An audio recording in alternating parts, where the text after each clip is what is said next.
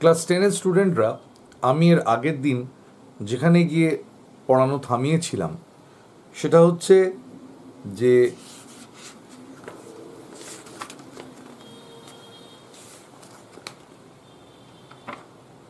তড়িৎ প্রবাহ মাত্রার I equals to Q by T, এই জায়গায় এসে থেমেছিলাম। I equals to Q by T, I equals to Q by T. I মানে কারেন্ট, অর্থাৎ তড়িৎ প্রবাহ মাত্রা, কিউ আধান বা ইলেকট্রিক চার্জ, টি সময় বা টাইম ইন সেকেন্ড। ঠিক আছে, এই জায়গায় এসে আমরা থেমেছিলাম এবং বলেছিলাম যে এর পরের দিনের ক্লাসে আমরা একটা অঙ্ক দিয়ে শুরু করব, বা আমরা অঙ্ক দিয়ে শুরু করে তারপরে তার পরবর্তী টপিকে যাব। তাহলে আমরা এখন একটা অঙ্ক করব। কোনো পরিবাহীর কোনো প্রস্থচ্ছেদের মধ্যে দিয়ে 1 মিনিট সময় যদি 30 কুলম্ব আধান প্রবাহিত হয় তাহলে তার তড়িৎ প্রবাহ মাত্রা কত? বলছে কোনো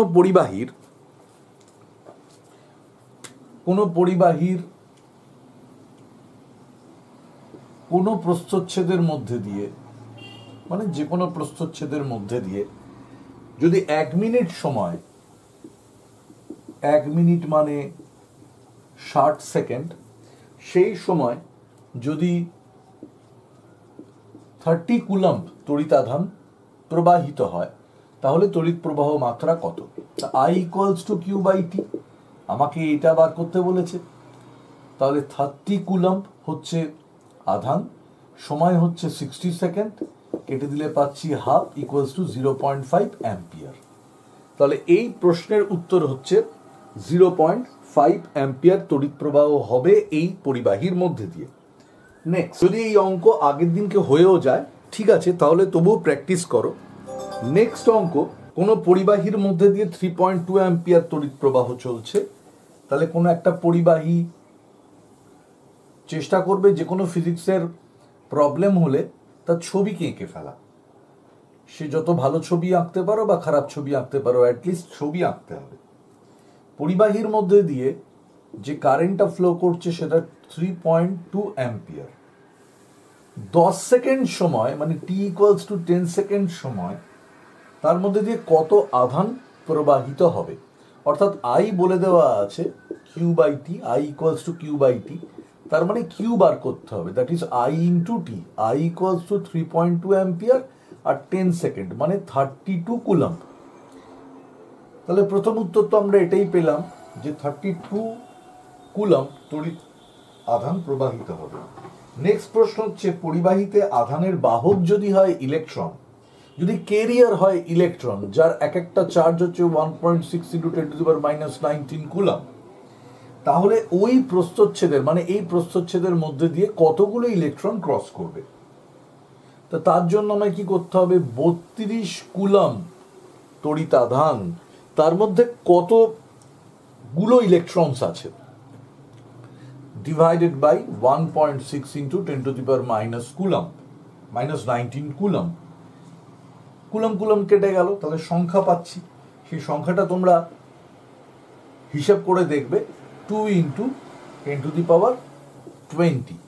কি করে আসছে না, -19টা ওপরে উঠে গেলে +19 হয়ে যাচ্ছে, আর এইখানে একটা পয়েন্টের জন্য একটা শূন্য আসছে, তাহলে এটা কেটে হয়ে যাচ্ছে 20, তখন এটা হয়ে যাচ্ছে 16 × 32। তার মানে এতগুলো 2 × 10⁻20 নাম্বার অফ ইলেকট্রনস এই পরিবাহীর এই প্রস্থচ্ছেদের মধ্যে দিয়ে পরিবাহিত হবে। তো এই ছিল তড়িৎ প্রবাহ মাত্রার ওপরে তোমাদের বইতেই দেওয়া আছে দুটি অঙ্ক। আমরা এর পরবর্তী যে জায়গাটায় যাচ্ছি সেটি হলো ওহমের সূত্র, ওহমস ল।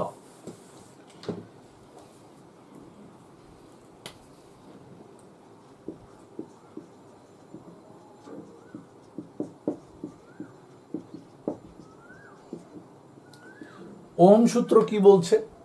ওহম সূত্র বলছে যে পরিবাহীর তাপমাত্রা ও অন্যান্য ভৌত অবস্থা অপরিবর্তিত থাকলে পরিবাহীর মধ্যে দিয়ে তড়িৎ প্রবাহ মাত্রা পরিবাহীর দুই প্রান্তের বিভব প্রভেদের সমানুপাতিক হবে। আমি আরেকবার পড়ছি। পরিবাহীর তাপমাত্রা ও অন্যান্য ভৌত অবস্থা অপরিবর্তিত থাকলে, হঠাৎ করে পরিবাহীর তাপমাত্রা বাড়তে যাবে কেন? এখন পরিবাহীর তাপমাত্রা অনেক কারণে বাড়তে পারে। সেটা হচ্ছে যে তাপমাত্রা যদি বাইরে থেকে বাড়ানো হয় তাহলে পরিবাহীর তাপমাত্রা বাড়বে। আর একটা জিনিস হচ্ছে যে তড়িৎ প্রবাহের ফলে পরিবাহীর তাপমাত্রা বেড়ে যায়। এটা হলো তড়িৎ প্রবাহের তাপীয় ফল। এই চ্যাপ্টারেরই একটু শেষের দিকে আমরা এই বিষয়টার উপরে আলোকপাত করব। কিন্তু যে ঘটনাটা ঘটে সেটা হলো কোনো একটি পরিবাহীর মধ্যে দিয়ে যদি তড়িৎ প্রবাহ যায়, কিছুক্ষণ সময় যায়, তাহলে সেই পরিবাহীটি গরম হয়ে ওঠে। তার প্রচুর উদাহরণ আছে। বাড়িতে মনে করো একটা বাল্ব জ্বলছে, বাল্বটা কিছুক্ষণ জ্বলার পর তার গায়ে হাত দিতে পারবে না। টিভি চলছে, টিভিটা কিছুক্ষণ বাদে ব্যাক কভারে গিয়ে হাত দিয়ে দেখো গরম হয়ে গেছে। টিউব জ্বলছে, কিছুক্ষণ বাদে টিউবটাকে অফ করে টিউবের গায়ে হাত দিয়ে দেখো গরম হয়ে গেছে। তোমার মোবাইলে চার্জ হচ্ছে, কিছুক্ষণ বাদে চার্জটাকে অফ করে চার্জারটাকে অফ করে চার্জারের গায়ে হাত দিয়ে দেখো গরম হয়েছে। অর্থাৎ এটা থেকে মানে এটার হওয়ার পেছনে কারণ একটাই, সেটা হচ্ছে heating effect of current electricity.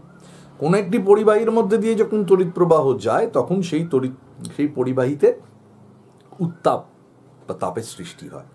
ঠিক আছে, তো এটা তো হবেই।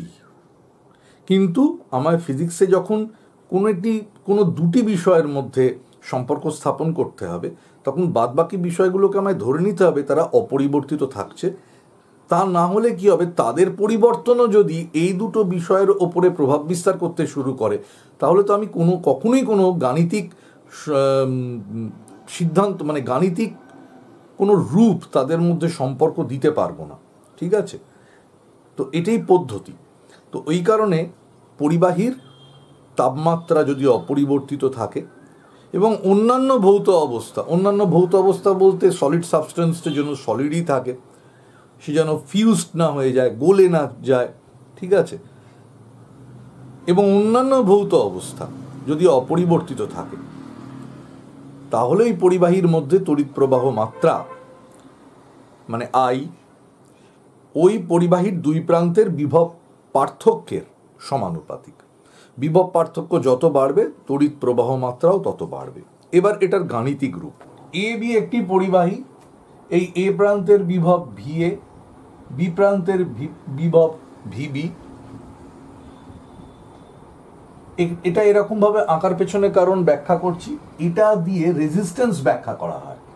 কোনো একটা পরিবাহীতে এরম যখন তুমি কোনো দাগ দেখবে, তার মানে এটা বোঝাচ্ছে রোধ বা রেজিস্ট্যান্স।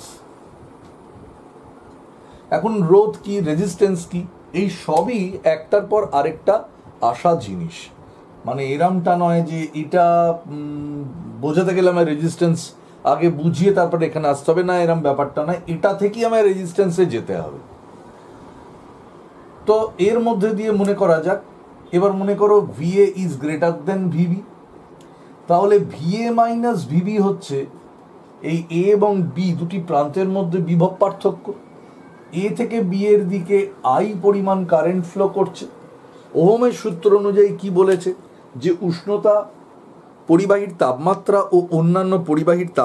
ও অন্যান্য ভৌত অবস্থা যদি অপরিবর্তিত থাকে, তাহলে পরিবাহীর মধ্যে দিয়ে তড়িৎ প্রবাহ মাত্রা পরিবাহীর দুই প্রান্তের বিভব প্রভেদের সমানুপাতিক হবে। তার মানে I is proportional to VA minus VB. I is directly proportional to VA minus VB. ঠিক আছে, যে VA minus VB by I equals to K, যেখানে K হচ্ছে একটা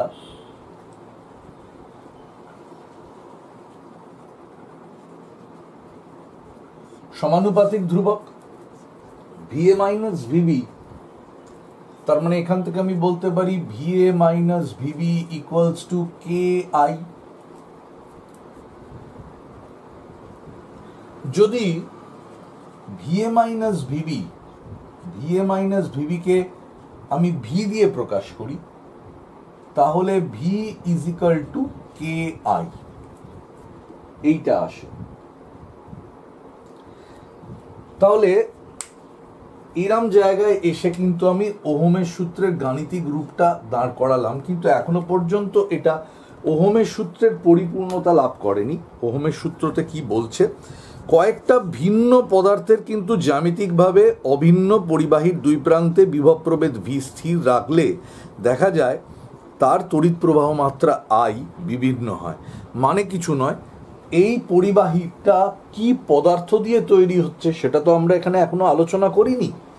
এটা লোহা দিয়ে তৈরি হতে পারে, তামা দিয়ে তৈরি হতে পারে, অ্যালুমিনিয়াম দিয়ে তৈরি হতে পারে, জিঙ্ক দিয়ে তৈরি হতে পারে, কপার তামা একই জিনিস, রূপো দিয়ে তৈরি হতে পারে, সোনা দিয়ে তৈরি হতে পারে। তাহলে এই যে পরিবাহীটা, এই পরিবাহীর যে দুই প্রান্তের যে বিভব প্রভেদ সেটা যদি একই থাকে, ভিন্ন ভিন্ন ধাতব পদার্থের যদি পরিবাহী আমি নিয়ে পরীক্ষা করি, তাহলে আমি দেখতে পাচ্ছি আই এর ভ্যালু কিন্তু চেঞ্জ হয়ে যাচ্ছে। সম্পর্কটা একই থাকছে, এই জায়গাটা কিন্তু ভুল করলে চলবে না, সম্পর্কটা একই থাকছে।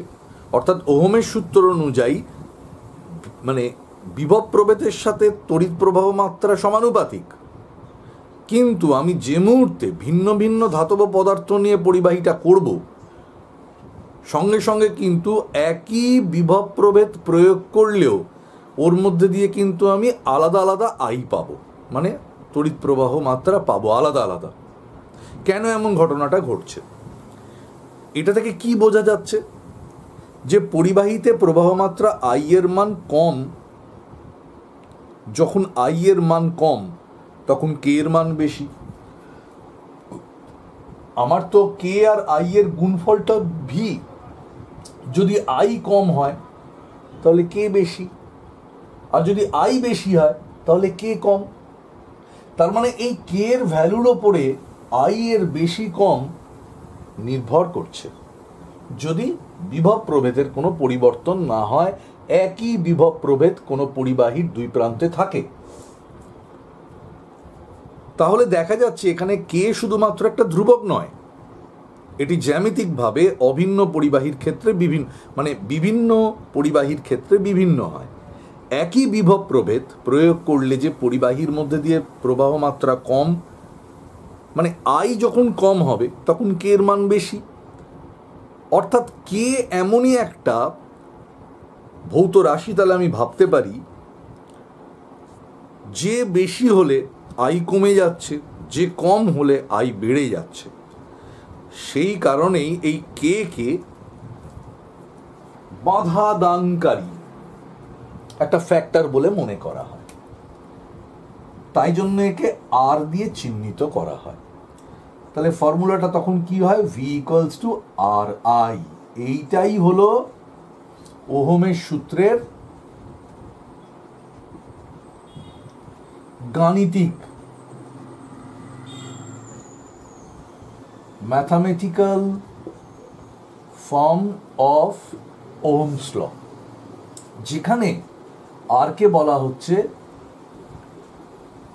Resistance of conductor.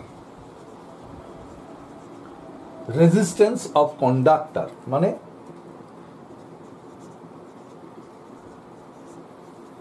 পরিবাহীর রোধ বলা হচ্ছে। তাহলে পরিবাহীর, এবার এরম প্রশ্ন যদি আসে যে ওহমের সূত্র থেকে পরিবাহীর রোধকে তুমি সংজ্ঞায়িত করো, ডিফাইন করো, তাহলে সেক্ষেত্রে ভি ইকুয়ালস টু আর আইটা তো হচ্ছে আমার ওহমস ল, সেখান থেকে R equals to V by I. তার মানে একক বিভব প্রভেদের জন্য আমি এইটাকেই এক্সাম্পল হিসেবে দেখাচ্ছি যে এই পরিবাহীর এই দুই প্রান্তে তো ভিএ ভিবি বলেছি আমি, তো এই ভিএ মাইনাস ভিবিটা আমি ধরে নিলাম 1। আমি কিন্তু একক এখনো বলছি না, একক আসছি পরে। আর একক না বললেও তোমরা জানো একক, সিজিএসে ইএসইউ বিভব আর এসআইতে ভোল্ট। তাহলে একক বলেই দেওয়া যাক যে ভিএ মাইনাস ভিবি যদি 1 ভোল্ট হয়, অর্থাৎ এইটা, তার মানে একটি পরিবাহীর দুই প্রান্তে যে একক বিভব প্রভেদের জন্য যতটা তড়িৎ প্রবাহ হবে সেটাকেই বলা হচ্ছে ওর রেজিস্ট্যান্স।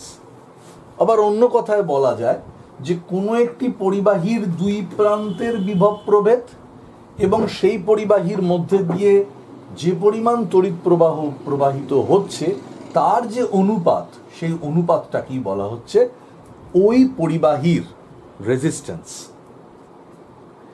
এইবার আমরা একটু এককের দিকে যাব। এককটা হচ্ছে এই রেজিস্ট্যান্সের ব্যবহারিক একক হচ্ছে ওহম। চিহ্নটা কিরকম? এরকম, এটাকে বলে ওহম। ওকে, ভি তো ভোল্ট আমরা জানি, আই অ্যাম্পিয়ার, তার মানে 1 ohm equals to 1 volt by 1 ampere.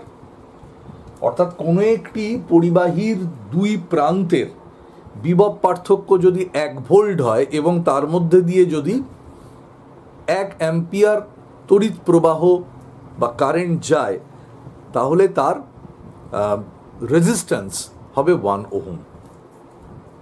আমরা লেখচিত্রের সাহায্যেও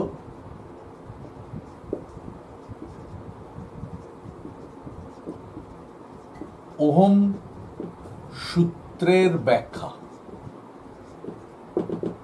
লেখচিত্রের সাহায্যে ওহম সূত্রের ব্যাখ্যা হচ্ছে, যদি একটা 2 ডাইমেনশনাল কোঅর্ডিনেট আমি কল্পনা করি, এর এক্স অ্যাক্সিস, এটা ওয়াই অ্যাক্সিস। এক্স অ্যাক্সিস বরাবর আমি ধরলাম পোটেনশিয়াল ডিফারেন্স, বিভব প্রভেদ, এবং ওয়াই অ্যাক্সিস বরাবর ধরলাম আমি কারেন্ট। তাহলে ওহম সূত্র হচ্ছে V equals to R I, অর্থাৎ V by I is always R. অর্থাৎ এটা হলো মূল বিন্দুগামী সরল রেখা, মূল বিন্দুগামী সরল রেখা হবে। যে সমস্ত পরিবাহীর ক্ষেত্রে ভি ভার্সেস আই লেখচিত্র মূল বিন্দুগামী সরল রেখা হবে, সেই সমস্ত পরিবাহীকে বলা হবে ওহমীয় পরিবাহী। অর্থাৎ যারা ওহম সূত্রকে মেনে চলে তারা হলো ওহমীয় পরিবাহী। ওহমীয় পরিবাহী তো মোটামুটি আমরা যা যা তার ব্যবহার করি, ওয়্যার ব্যবহার করি, সবই ওহমীয় পরিবাহী। লোহা, তামা, অ্যালুমিনিয়াম, টিন, সোনা, রূপো, দে আর অল ওহমিক কন্ডাক্টর। এর ওপরে অঙ্ক হচ্ছে একটি পরিবাহীর দুই প্রান্তের একটা পরিবাহী রয়েছে, সেই পরিবাহী আগলেই না এরকম একটা চিহ্ন দেবে, কারণ এটা রেজিস্ট্যান্স। পরিবাহী উইদাউট রেজিস্ট্যান্স হয় না। রেজিস্ট্যান্স যদি কোনো পরিবাহীতে না থাকে তাহলে সুপার কন্ডাক্টর হয়ে যাবে। তাহলে এর দুই প্রান্তের বিভব প্রভেদ হচ্ছে 5 ভোল্ট, ঠিক আছে।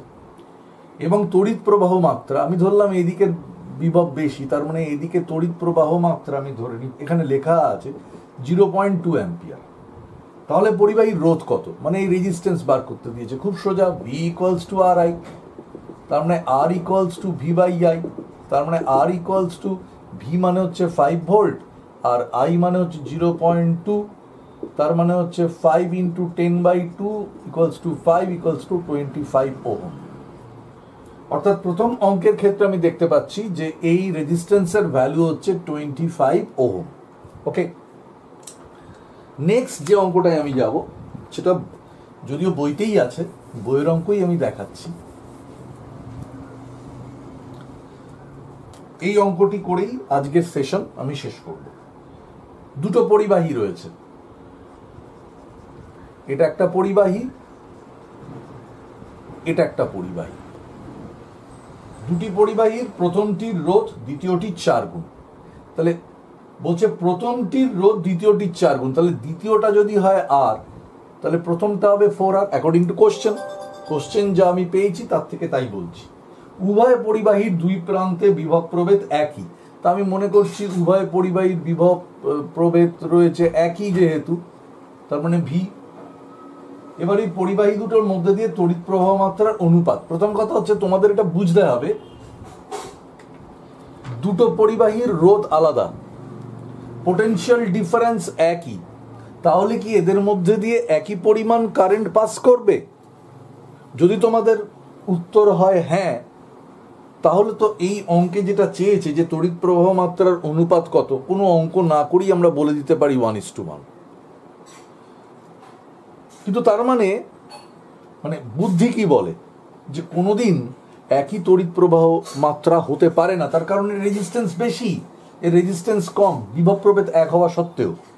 তাই জন্য আমি কি করলাম, আমি ধরে নিলাম যে এর তড়িৎ প্রবাহ মাত্রা I1 আর এর তড়িৎ প্রবাহ মাত্রা I2, যেহেতু আমি জানি না, আমায় অনুপাত বার করতে বলেছে। তো তাহলে এই ক্ষেত্রে আমি কি পেলাম, V = 4RI1, আর এর ক্ষেত্রে আমি পেলাম V = RI2। আমায় কি বার করতে বলেছে, আমাকে I1/I2 বার করতে বলেছে। তা I1 কি, এখান থেকে আমি I1 কি পেতে পারি, এইখান থেকে আমি I1 কি পেতে পারি, I1 = V/4R, আর এখান থেকে আমি I2 পেতে পারি V/R। তাহলে I1 মানে হচ্ছে V/4R, আর I2 মানে হচ্ছে V/R। VV কেটে গেল আর এদিকে RR কেটে গেল, তার মানে আলটিমেটলি 1/4। তার মানে I1:I2 = 1:4, I1:I2 = 1:4। খুব সিম্পল ম্যাথামেটিক্যাল প্রবলেম। শুধু ছবিটা আঁকলে, ছবি আঁকা খুব জরুরি, এই কারণেই বলছি ছবি আঁকলে তোমার অনেক যে ম্যাথামেটিক্যাল প্রবলেম রয়েছে যেগুলো তুমি হয়তো বাই টেক্সট বুঝতে পারছো না, তোমার কনসেপশন তৈরি হচ্ছে না, তুমি যে মুহূর্তে একটা ছবি আঁকবে তোমার কিন্তু একটা কনসেপশন অল্প হলেও 1% বা 2% হলেও কিন্তু কনসেপশন ডেভেলপ করবে, কারণ ছবিটা আঁকতেও তো একটু কনসেপশনের প্রয়োজন হয়। তো এই ব্যাপারগুলোকে ফলো করে চলো। আজকে এই অবধি, এর পরের দিন আবার এর পর থেকে পড়াবো। ততক্ষণ পর্যন্ত ভালো থাকো, সুস্থ থাকো।